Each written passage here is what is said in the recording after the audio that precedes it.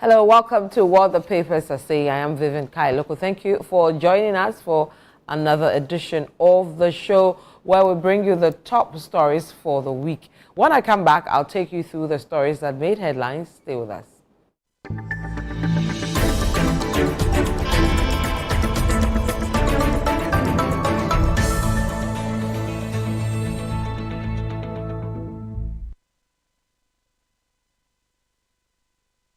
Welcome back. Let me take you through the big stories for the week. Of course, that of the suspension of the Chief Justice is still making news because of the matters arising based on the president's decision. So let's see some of the news around that recently. We start with the custodian. They say 4 parties to hit streets over the Chief Justice suspension and dismissals.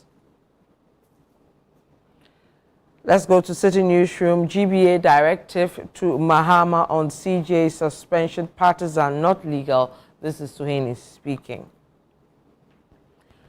And then we go to Channel 1. Hasten slowly on CJ's removal. Organized labor cautions Mahama.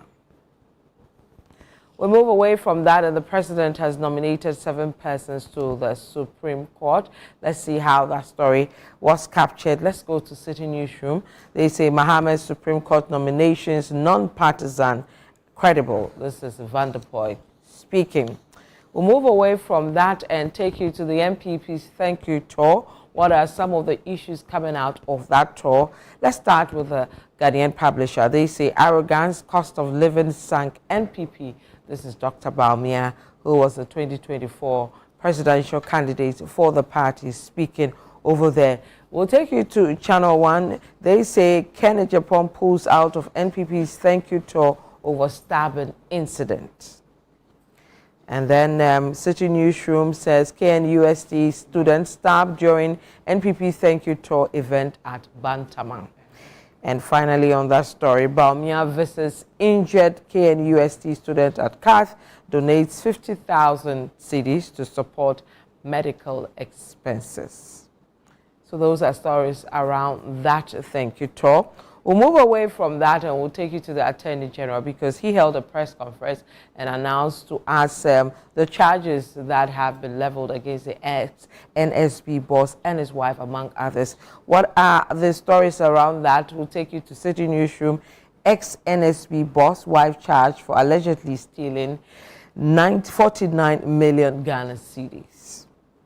Away from that, and President Mahama has been speaking on whether or not we will privatize ECG. We'll take you to Channel 1. They say no privatization of ECG, Mahama assures. Those are the big stories for the week. When I come back, I'll introduce my guests and we'll start our discussions. Don't go away.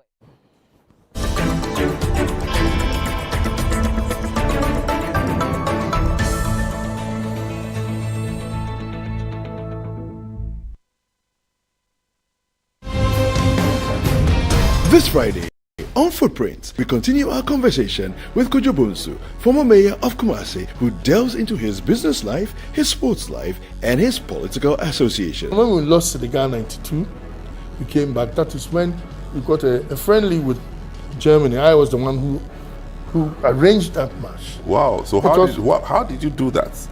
I was working for Adidas, and Adidas controlled the German Federation.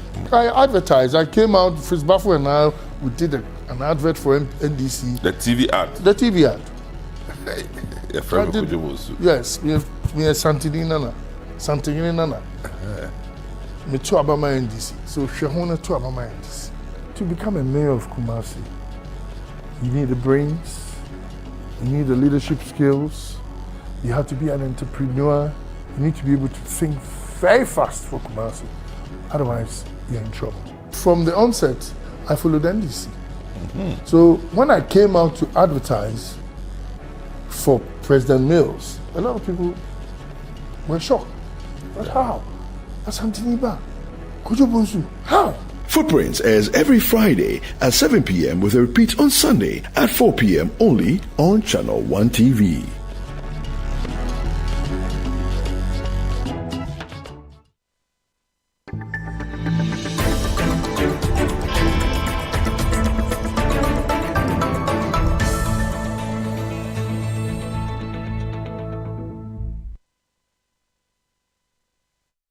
So you're welcome back to What the Papers Are Saying. Let me quickly introduce our guests for today's show. In the studio, we have Samuel Atamensa, who is here with us at Channel 1 TV, as well as City 97.3 FM. Welcome, sir. Thank you, madam. And then we also have Selom Adonu, also here with us at Channel 1 TV, as well as City 97.3 FM. Selom, welcome. Thank you, madam. Hey, now you who are scaring me. It's made does the madam come with some increase in salary? It's empty, madam. Well, once you refer to us as sis, the madam will be in order. Please, sis. So can I have the increase yes, now? Yes, madam. Thank you, sis. So, gentlemen, welcome. Thank you so much for joining us, even though it's a holiday. I appreciate that. We'll start with the thank you tour, which is getting a lot of attention based on some of the developments over there, some to do with matters arising from the Professor Okwe report, as well as some incidents developing around that. I'll quickly start with some of the statements made by some of the candidates who stood who wanted to be to do with matters arising from the Professor Okwe report, as well as some incidents developing around that. I'll quickly start with some of the statements made by some of the candidates who stood who wanted to be flag bearers. I'll start with the Honorable Kennedy Echepon. I just want everybody, all supporters, to calm down. It's done to the student who was hurt. So that's the Honorable Kennedy Ejapon, the former MP for Ascent Central, and also wanted to be the flag bearer of the MPP for the 2024 elections, but of course lost to Dr. Bawumia. So, gentlemen, we'll start with that. I'll come to Bawumia himself on some of the statements he's been making during the thank you tour. But we'll start with Kennedy Ejapon. He has pulled out. He believes that the incident we saw is sort of some intimidation towards himself because he plans to stand again or compete again for the position and all that. Let me start with you, Selom. A lot of people are saying that, oh, well, I wouldn't say a lot of people. Some are saying this thank you tour should even be halted, and this incident should even push the party to put it on hold. But let's look at Ken himself, his utterances around what happened and the incident proper. Well, I think it's an unfortunate turn of events. After elections, a lot of things happen. People are angry. People feel this person should have done this, didn't do it. We told you so, you didn't do it, and now we are all in this situation. So it's a very normal situation they find themselves in, but a lot will depend on how they handle that. Thinking about it takes me to the Takma Model, where we have the forming, storming, norming, performing stages of things. So there was a forming stage. I mean, Michael Quay committee, all of them now coalescing around the report, etc. Moving it on. Now it appears they are in the storming stage, where before they said no, nobody should talk about the report, or the report. Okwe and his team are sitting on the matters. Let them finish, then we can discuss. So things were quiet. Report has come out. Don't discuss the report. The big men themselves start discussing the report, and so we see conflict, we see tension, we see all of these things coming up. They are quite normal. If they're able to deal with this stage well, the next stage will be better for them. Things will normalize, and if they put their act together properly, they'll perform. They'll do well. But in order to go through this stage successfully, they have to be careful. They don't distract or they don't destroy themselves. Some of the things coming out are not very good. I mean, persons like Abronya DC and all these guys, I mean, having the boldness to speak the way they speak. Everybody can talk. Everybody can talk, but it's not everybody who speaks or everywhere you should speak or every time you should speak. You have to think properly. You have to. It's not that because you have a platform so you talk. You know, if you do so in a group, you destroy the group. So they have to be careful. I mean, we need a viable alternative. We need a viable alternative to the ruling government, and we need them to be strong so they can put the government on its toes, which is the essence of this multi-party democracy. So yeah, Ken pulling out of the tour, I saw it coming, but I just don't think the reason he's given is strong enough to ground it. Perhaps give some other reasons, but to say that you are pulling up because of security threat to your members, that doesn't really sound it doesn't feel safe. These are people, university students who, I mean, they are there. Universities, we've all been in the university. Jama people, if you deal with them, they'll come and see Jama for you. That's not, so they come to support you. And even, I don't know how they put their thing together. Who was in charge of what? So I'm on a team. I can also decide to go and organize boys to come and do some, sing for me. I think it's all quite disorderly. And that is what I believe everything was fine until they were given the money and other people from the party decided to take it. There were cracks, or there were latent, there were things underneath. Yeah. So they were just looking for something to express themselves. Yeah. And the trigger came.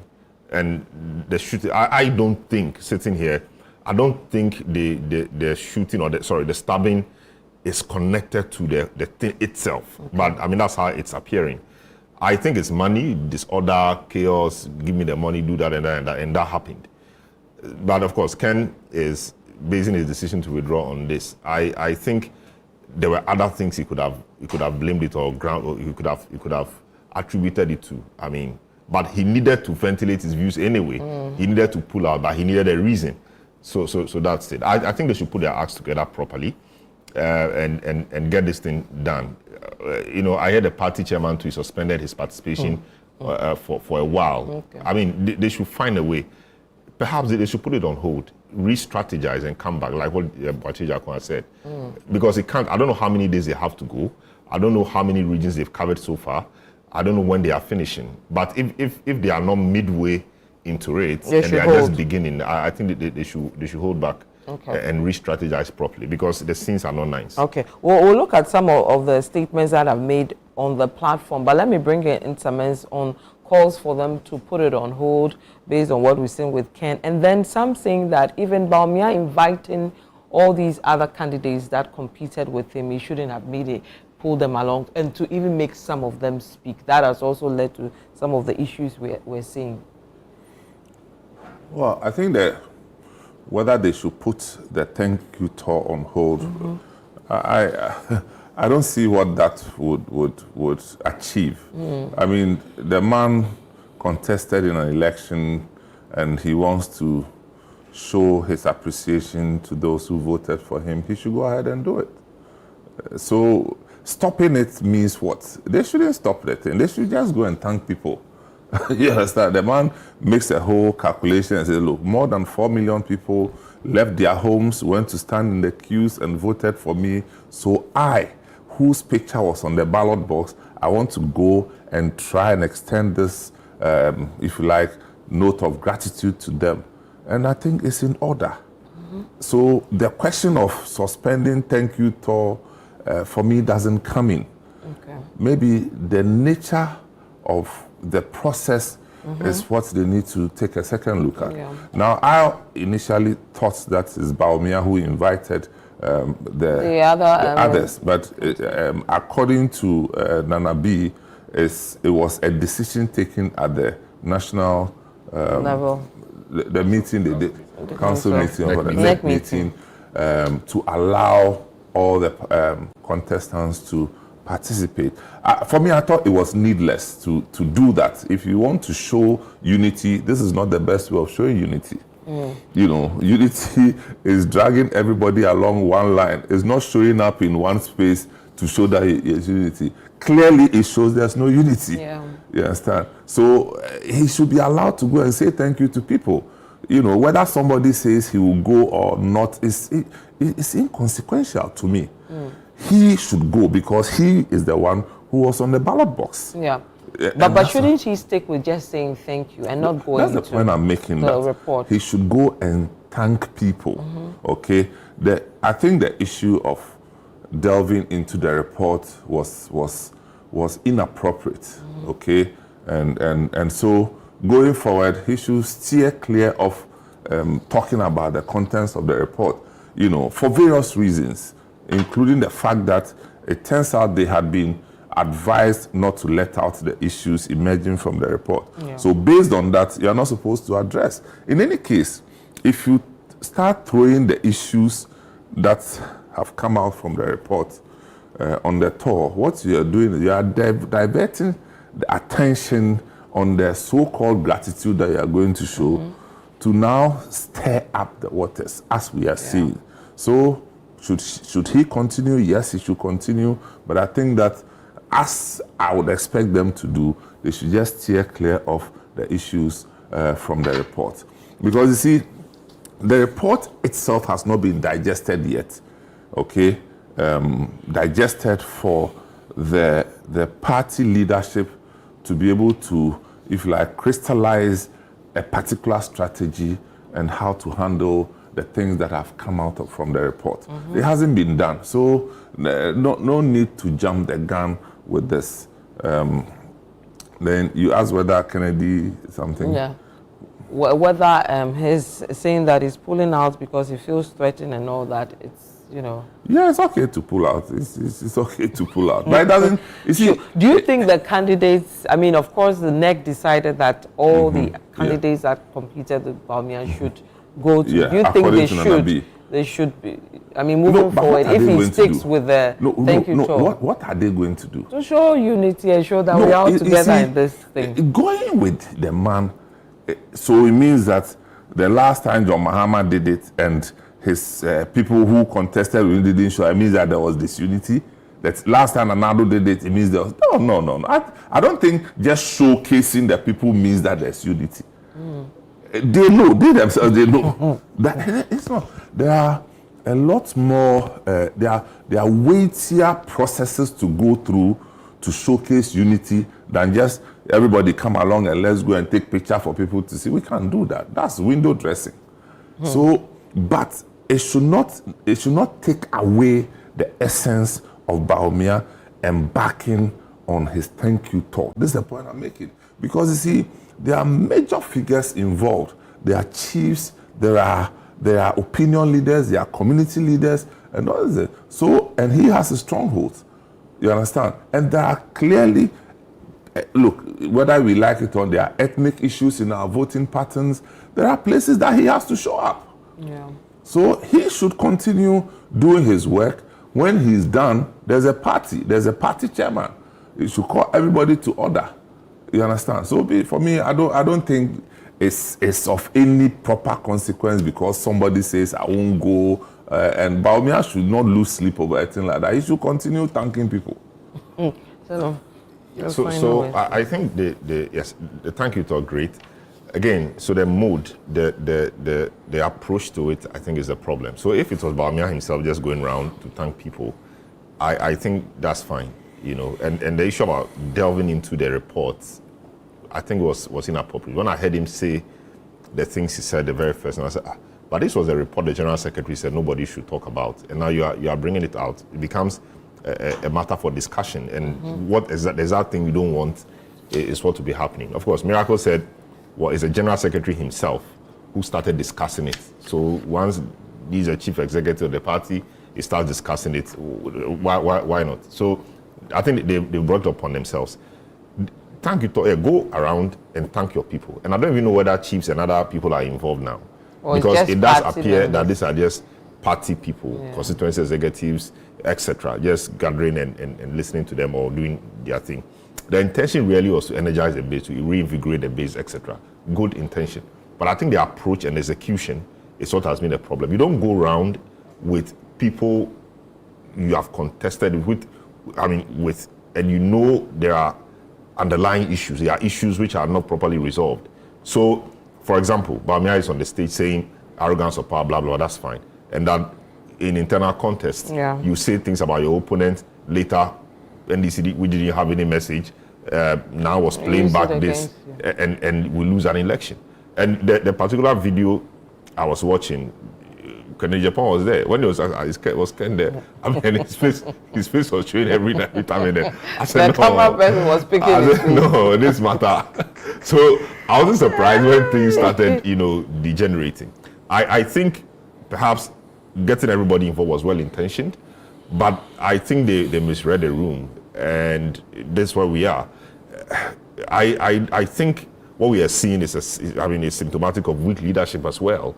I hear the chairman is suspending. I mean, there's weak leadership. There's nobody around to call everybody to order. That for me is the problem. The conceptualization of this thank you tour, in the way they have done it, I think, they didn't get right with it. Bawumia should have gone, not even with the party structure. Why is the party structure following him? They want to leverage on his popularity within the party to seek re-election or what? Just get his team, his campaign team, a few of the people, Opare and all those guys, Miracles, and just get a few of them, mobilize properly, go around and thank the people. Wouldn't that also look like it's just him with the party base and the party with no proper support from the party if he moves alone? If General Secretary, he stood on the ticket of if the General party. Secretary is not following him, nobody will blame General Secretary. General Secretary can explain that he's no more the leader of the party or he's no more the flag bearer of the party. We are reorganizing. We don't want to appear like we are following him, giving him a head start ahead of the rest. Everybody will understand this. But it does appear they also want re-election. Chairman and co want to find a way of cleaning themselves up after their defeat. So they are following him. That is the problem. So Kerejepo was saying that Bawumia can continue with his campaign tour. I thought he wanted to say thank you tour, and he said campaign tour. When I asked this guy, he said no, he meant what he said. Yeah, he actually said campaign tour. And for him to say now that he will contest the next flag bearer race, I thought it was too early, because you've not resolved the issues yet. You've not really concluded on the main reasons why you lost, etc. If they have, I don't know. But the report just came. The report is not being properly digested, etc. To be saying that you want to contest now, you are entrenching the lines. So the time to come together, strategize, and have a united front, at least for some time before you set out to contest and say all the things you say. We've lost that time. And I think that they could do better. Pulled out here is good. Bawumia should continue if he has to. But the way they have gone, the party structure, they should fall off. The chairman is falling off. General Secretary and co should leave the core campaign team to go around and thank the people. Everybody will understand. I won't blame chairman for not being part of this. I won't blame General Secretary for not being part of this. There's a reason. There's an explanation cogent enough they can give for not being part of it. Once in a while they can show face, but to be part of it and embedded in it, I don't think it's right. And they should stop discussing the report, because the report matters are contentious. They should stop discussing the report in the open like that. They give ammunition to their opponents. Okay. Well, you say they should stop, but I'll quickly, we are wrapping up on this topic, but I'll quickly play Bawumia on some of the issues he raised that he said were from the report. I'll take 30 seconds each from you guys on that, and then we'll move to the next topic. So if we can play Bawumia's insert on some of the issues he raised on the thank you tour regarding the Professor Mike Oquaye report. All the studies are so far. The big issues are one, cost of living. Niema bo ekosoro ahochiri ebai.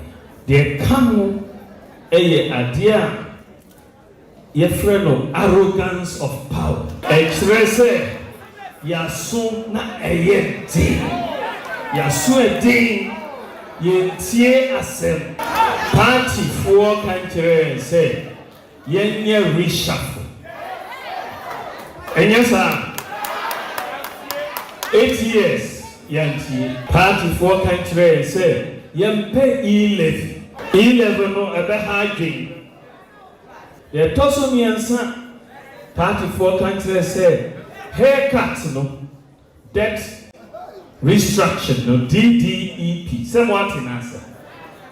Say, sad debt restructuring, a bit hard because most of them are pensioners. And Omapenibe announced said there will be no haircut. Some okay. Ghana for in ING. But a buyer no, you be a haircut. So that's Dr. Bawumia speaking to party supporters on some of the issues raised in the Professor Mike Oquaye report. So, Miss, your thoughts on the things that are in that report that Dr. Bawumia is talking about? Some say some of the issues that he's spoken about were things that everybody or most Ghanaians knew were happening. But that's not what's in contention. Yeah. That's clearly not what's in contention. What's in contention is that you were told not to disclose. Okay. I think that's where it ends. It's not about you are lying, or they said that, look, we have not finished Don't talk about it. processing this whole thing, so let's hold on. So I think that's where he erred. So I don't think he's lying or he's making it up or anything.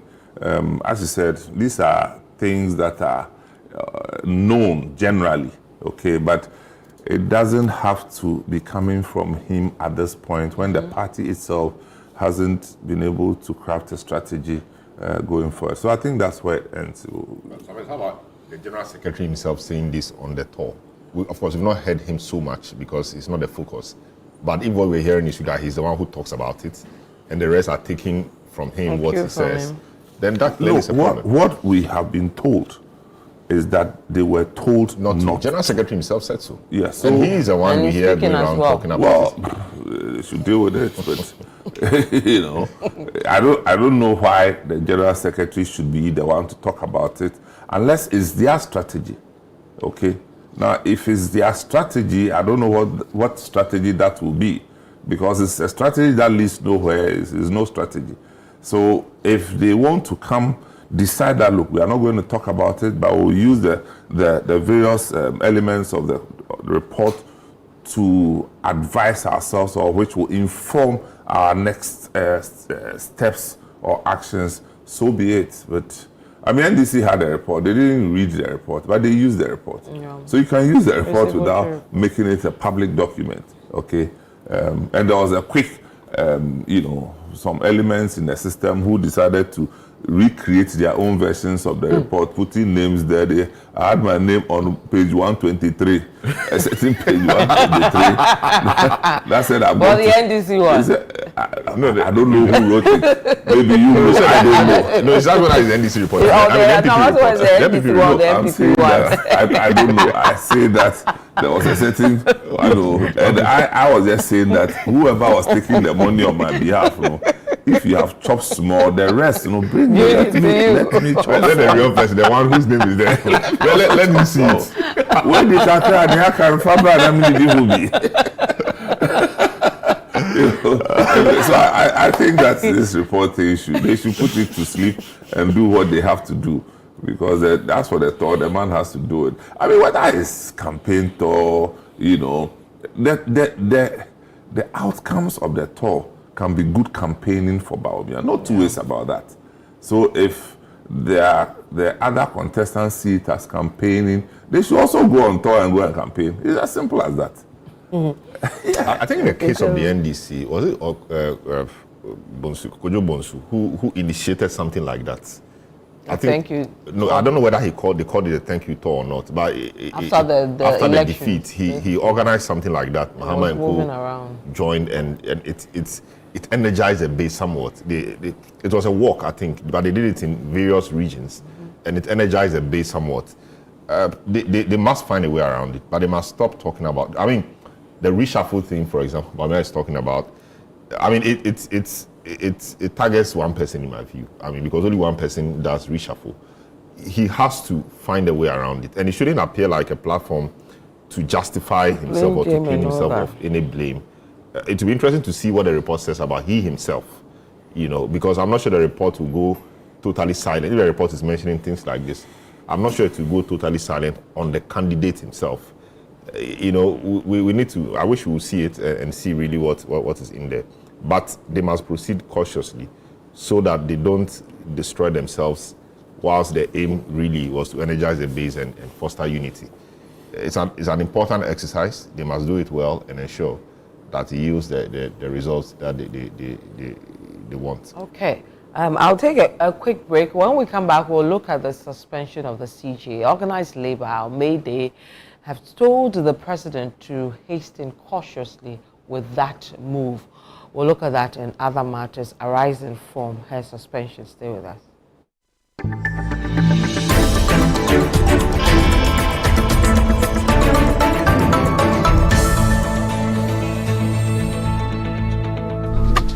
Life is a celebration of moments. Big and small.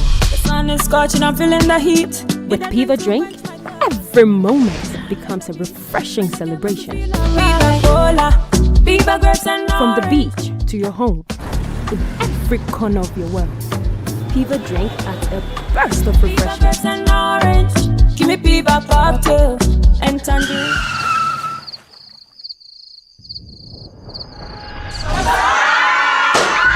Celebrate every moment with Piva Drink. Refreshment for every occasion. Piva Drink, a taste you will love. P for Piva. This advert is FDA approved.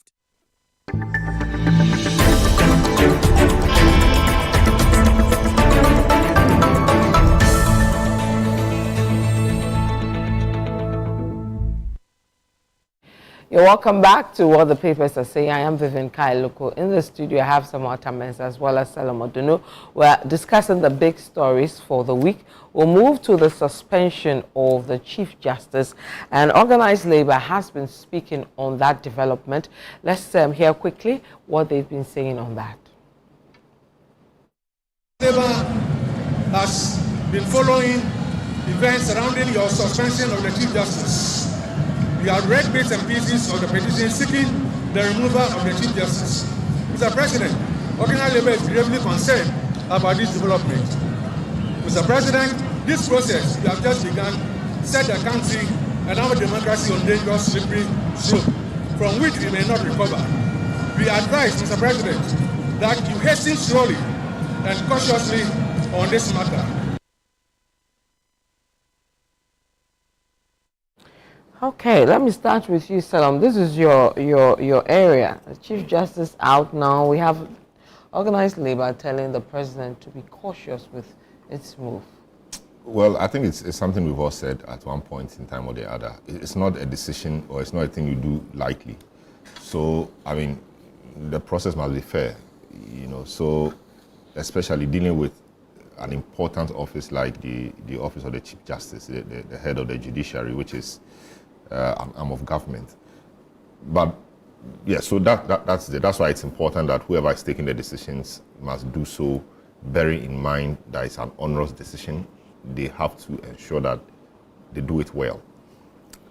The point really is that a lot of the people who have had cause to talk about this cannot really fault the president. They fault the law, because the thinking is that the law in respect of the removal of the Chief Justice is not tight. In the case of the president, it's very elaborate, and Parliament is involved. 2/3 of Parliament should vote to say that, okay, the president must go, after all of the things have been done. In the case of the Speaker, 3/4 of Parliament should vote. That makes it even difficult. You know, this Parliament, we say, is lopsided. It's just barely 2/3, but you need 3/4 of that to get the Speaker out. That is huge. But in the case of this of the Chief Justice, you just need a petition forwarded to the Council of State. Council of State decides, or with the president, that there is prima facie case against her, may be suspended, committee set up, and that's just it. The involvement of the people's representative is not there, and it makes it easy for just the executive arm to do that if they don't like the CJ. But you can't fault the executive arm necessarily. It's a law you must fault. So what has the president done? The petitions came to, I heard 2 others have come, apart from the 2 others which came. 4 or 5. It's 5 now. There's 2, we heard there are 2 others, making it 7. But those 2 haven't gone yet. You know, and so people can be doing so. You know, the president has forwarded it to the Council of State. They have returned with a verdict in the way of consultation or advice. President moves to the next stage, sets up a committee, suspends the lady, etc. So that's a process. Now, the issue that GBA and co are raising, yes, that because it's discretionary power, you have to do some things. The law on discretionary power is clear. 296. 296 says that if the person exercising discretionary power is not a judge or a judicial officer, you know, that person must proceed, you know, cautiously.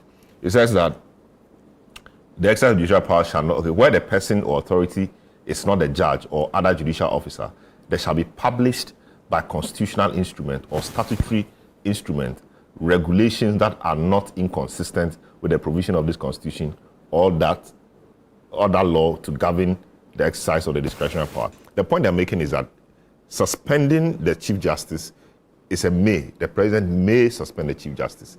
That's discretionary.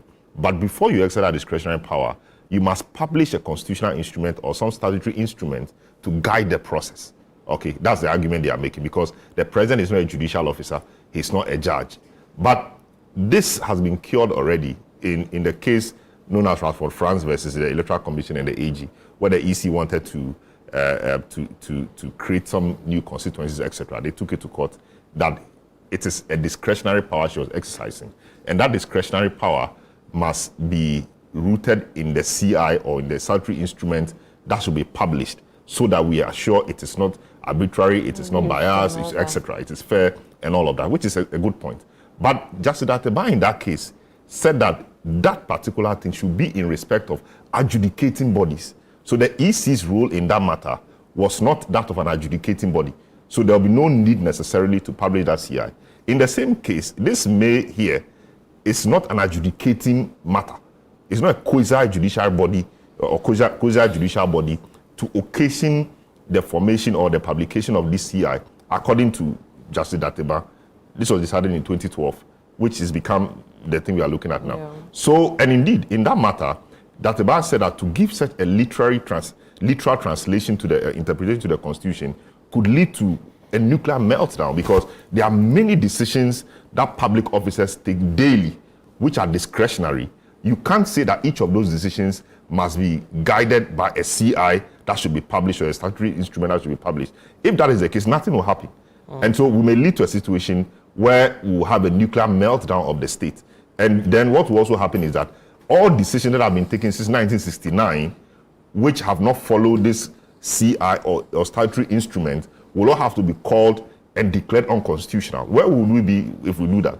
So that is being decided. So the point about the President publishing a CI before doing this, I think it's a bit misplaced. I mean, GBA perhaps should have known better. The thing about the GBA, of course, they're entitled to speak, etc.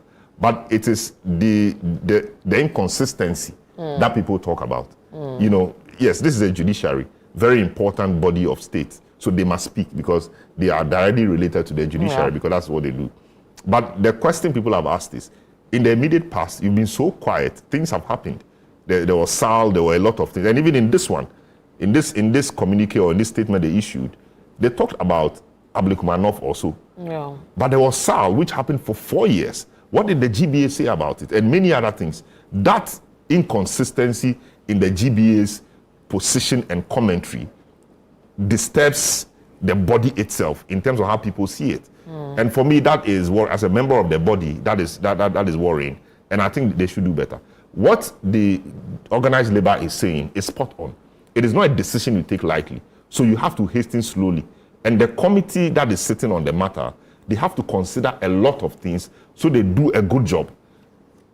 Before they will say that the lady should be removed from office, they must be well convinced that indeed the petition or the allegations in the petitions, really, ground the removal. It shouldn't be flimsy, because this will have consequences, like the organized labor is saying. It has consequences, or it will have consequences. So we don't have to do it lightly. We have to hasten slowly. And now a lot depends on the 5-member committee that has been set up to look into this. Fortunately, the guys are solid guys. I should think that they have the national interest at heart, and they will do what is right. Okay. I don't understand that. I don't understand the whole thing. But the only thing I can say is that whatever they are doing, they just should make sure that they do it right. Because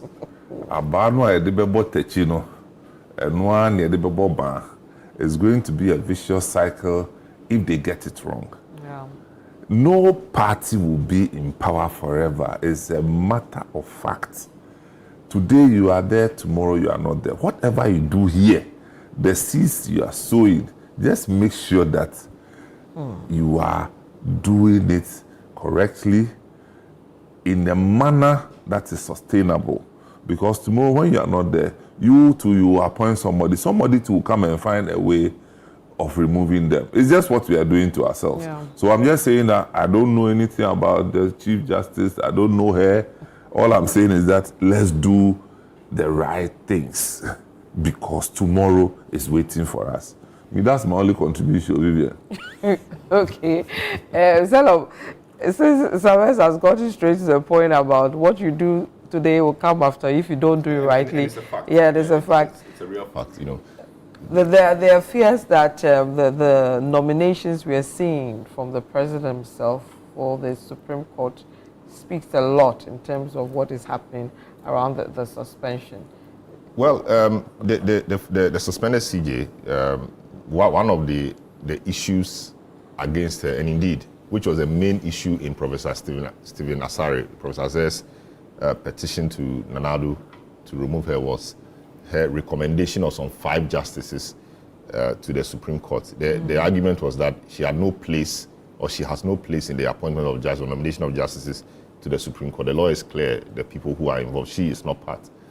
But on what basis was she doing so? She was abusing her office, blah, blah, blah. The point I'm seeking to make is that her analysis, I think I saw some of them, her analysis was that the caseload at the Supreme Court was huge. And so the number of justices now were overburdened with cases. Yeah. And so that justified why she was proposing some 5 more people. Maybe what she should have done was just to say that maybe we need 5 more justices without mentioning names. I'm not sure people would have taken so much issue with that. So she proposed 5 names. So if the burden she's talking about is anything to go about, is true, then what President Mahama is doing now is that, okay, I'm giving you 7. It's a proposal. It's not by force for you to take. Yes, but it's one of the allegations against it. I'm just bringing in this to make the point that maybe that's why a lot of people have, I mean, some people have been nominated to the Supreme Court now. You know, there are 7 of them.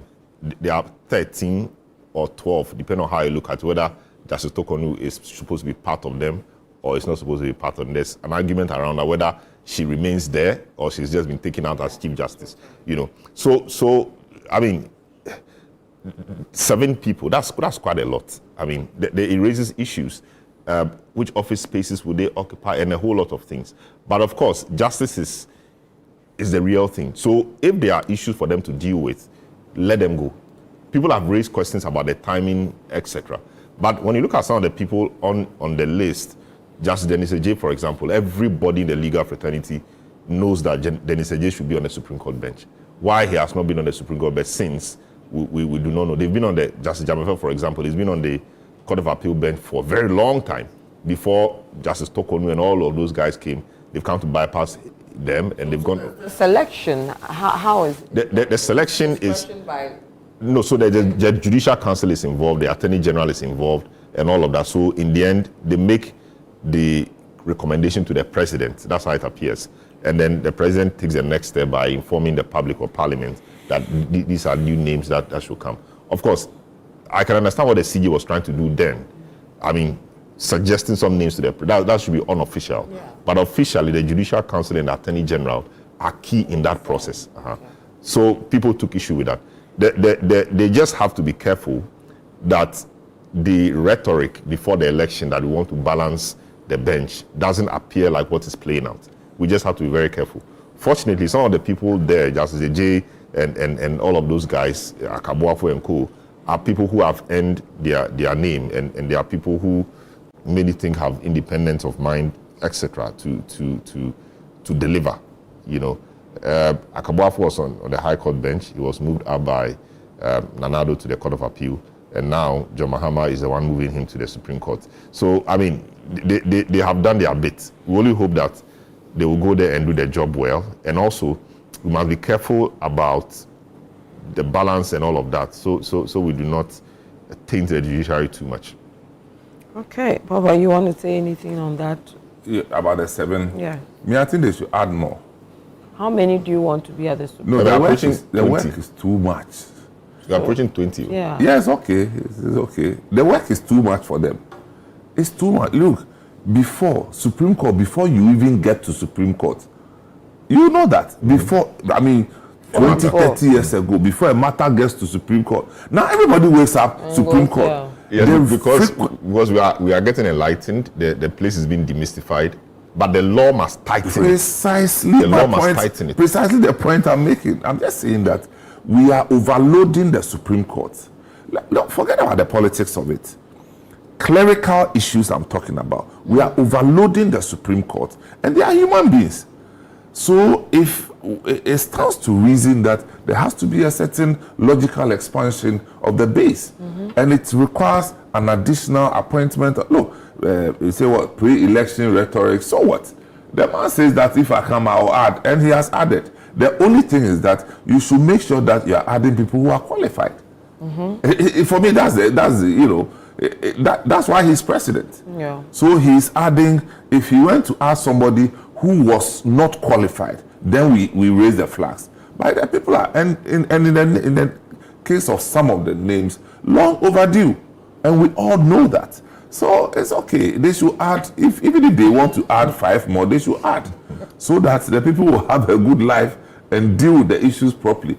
And this Supreme Court, running to Supreme Court thing, is not going to end now. It's not going to end now. So if we want to do it, let's do it well. I hear that the 7 people are very good. I don't know that for a fact. So based on that, even if there are 5 more, they should add. They will know that, Charlie, it has come of age. So, I mean, people have raised issues about the overstretched structure, infrastructure, and all of that. We need to find a way around it. People think that some of the matters that go to the Supreme Court the Supreme Court has no business dealing with those matters. There are matters which should not get there at all. The law must be tightened a bit to find a way around those. I'm just trying to dig up the statistics the suspended CJ provided the former president, but I don't think I'm getting that. I'm not finding that. So, the reply to her. How she justified the need for 18 judges at the Supreme Court. There were 13, and she wanted 5 more. You know how she justified it. So when these 7 go through, we'll have what, 20? We'll have 20. Yes. Okay. All right. And whilst you're looking for that, going on retirement. Yes, I think two go on retirement. Yes. So that'll be like 18. Very soon. Yeah. So they should add more. So that'll be 20. We should add about 7. That will make 25. Why 25? No, that's the figure that comes to my head. Okay, we have some few minutes to go. It definitely has to be an odd number. We can't have an even number. An even number, that's correct. There are 2 more things to do quickly that we'll wrap up for today. The AG has been speaking on the issue to do with the ex-Signals Bureau boss together with the wife. They have been charged specifically, and 1 other person. And then also President Mahama has spoken on whether ECG will be privatized or not. He says that wouldn't be the case. So I would allow for you guys to quickly give me your thoughts on these 2 issues, a minute each, then we'll wrap up. Salome, you want to go, or someone who wants to go? Is it National Signals Bureau? Yes. Yes, once there's enough to carry on, that's the way to go. Go to court and let the court deal with the matter. So it's a step in the right direction. The accused now it's an accused, not more a suspect. The accused now should put his defense together properly and also have his day in court. It's not as if once you've been charged, it means you are guilty. He has the opportunity to put a good defense together and have his day in court. So I will urge him to do so, and I'll urge the state or the republic to also be fair in the process. In the past, we complained about manipulation of the system. That should not happen. Let the system flow naturally. Let things happen the way they have to happen. And of course, he said there are a number of other cases he'll be filing in the coming weeks. We are expecting those things to happen. The accountability is important. That is the only way we can safeguard our republic. So yes, good job, but they should make sure the cases they take to court are watertight, they are good enough, so that nobody's time is Should he concentrate staying in the courts rather than having all these press conferences and speaking so much on some of the cases? Media, we enjoy we enjoy it. It gives us an idea of what they are thinking, etc. Bringing the public along. You know, there's a way the law actually requires them to do so. So in the case of the special prosecutor, for example, it's in his law that he must publish what he's doing, cases he's dealing with, you know, twice a year or so. So it's important that you bring, the public along with some transparency is important. He has chosen to use press conferences. Of course, if it becomes too much, then that becomes an issue. But, so for example, yesterday he was saying there was plea bargaining. He is prepared to use some people as prosecution witnesses. So he's ready to cut a deal. If you want to be a whistleblower, just approach them. Let's know you may have been involved in a certain way, but just approach us. We'll cut a deal with you. Yeah, and we'll go after the cutting of deals. We'll go after the real guys. I mean, that's what they do. That's what is done. So maybe he has to say those things so that people will come. And we want to recover the loot. That's why the plea bargain is important. You know, so instead of going to jail, you pay back the money in a certain way, and then the state gets money or the public gets money. Okay, I'll let you come to the ECG, but I want to pick Samens's thoughts on the new developments with the Signals Bureau. Look, I think that we all should just calm down and wait for this matter to travel through the process. This whole thing of let's hurry up and condemn the people before, let's take them to court, let them also open their defense and let's hear what they have to say. I mean, so far it's just the AG talking. I don't know whether I should just take it hook, line and sinker. So I'd rather we all calm down, wait for the court to process everything. Let's hear their version of the story before, But I'm more interested in the ECG thing. Now, the president says that he's not selling the ECG. And I'm very, very, very happy about that. I am very, very happy that he says that we are not selling ECG. And that one, I have heard it here, is staying here. Beyond that, I don't have a problem. There are weightier issues within the ECG space. And I'm talking about the supply chain that we don't have enough time to talk about. But for whatever it's worth, we should appreciate the contribution of the local companies that are in the supply chain. Some of them have not been paid monies owed them for a year, 2 years, 3 years. Okay? And the ECG would then bypass them and go and source from outside. That's why the containers, the devil has taken 1,300 containers and go to hide them somewhere. The devil is like watching you right now and saying, what happened? Because the cables that can be produced here by the likes of railroad cable metal, tropical cable, the cables can be produced here. They went to buy the cables from outside. Into Ochala to them, that thing, somebody has told me that thing. We should learn to engage and use our local produce. This is my headache. This thing, whether you sell ECG or not, if you are not using local production or local producers, you are actually killing the country even better. So they should use the local producer, pay them their money that they owe them. They should go and pay the money so that everybody will be free. Pay the money and let everybody be free. Yes. So I think the ECG matter very important. I think the president tried to choose his words, should I say carefully, so that he is not privatizing the ECG. And that is a headline. But if you read further, he says that, let me assure you that it is not my intention to privatize the ECG as an institution.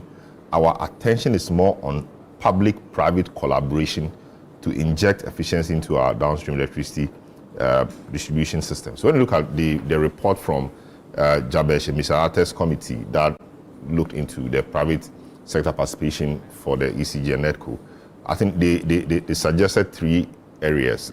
Concession, lease, and one other method that private sector can get involved. We only hope that they do it well, again, so that the state or the republic or the state benefits, not to do it in a way that the state will have the short end of the stick.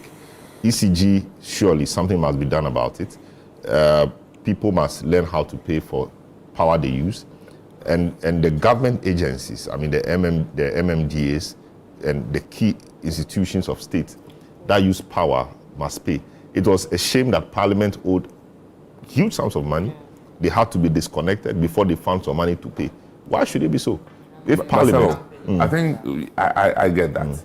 But there are, I keep saying there are weightier issues that are on the desk of ECG that they need to deal with. They need proper management. That's one.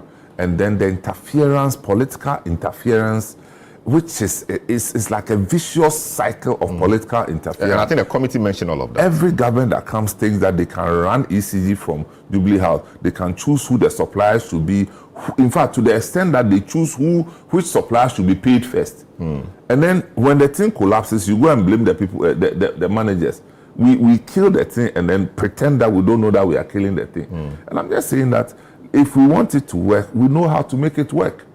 The private participation is already there.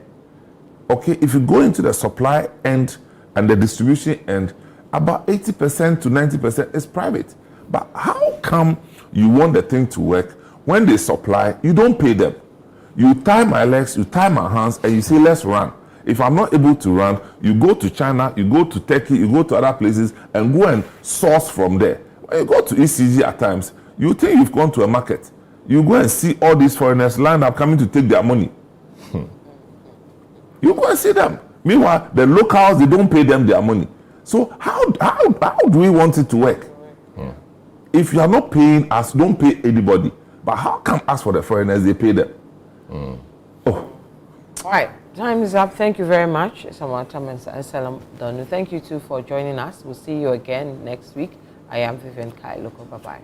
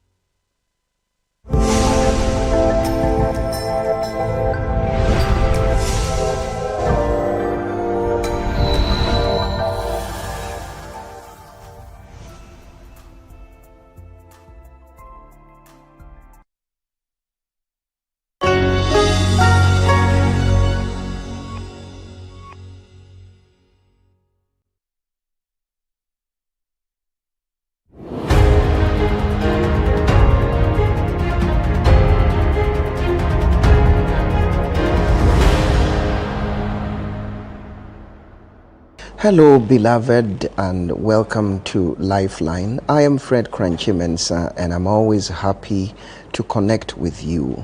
This is a place where we put in your hands the tools and the skills to navigate through the storms of life. You are most welcome. We're taking a short break. Don't go anywhere. We will be right back.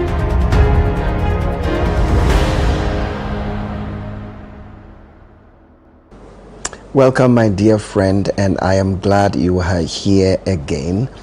Today we want to continue from where we left off in complex emotion of grief, what people really go through. And then today we want to really talk about how you can grieve and grieve well. So welcome to this episode where we teach you how to handle grief and how to handle it well. I want to read to you a piece of scripture and then we go into our discussion today. Joshua chapter 1 and verse 1 to 3. After the death of Moses, the servant of